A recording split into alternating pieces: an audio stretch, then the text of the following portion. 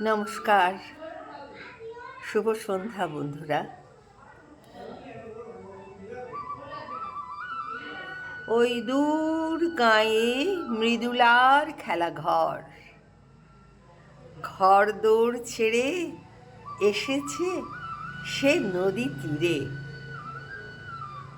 ঘরে আছে তার শ্বশুর শাশুড়ি বর, তারা জানে ধান হলুদ লঙ্কা হিরে।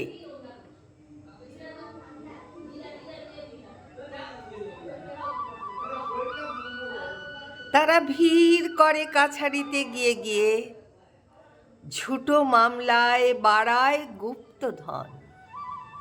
একটি পাগল ডুব দিয়ে ভুলে যায় তারই হলোক বন্ধন।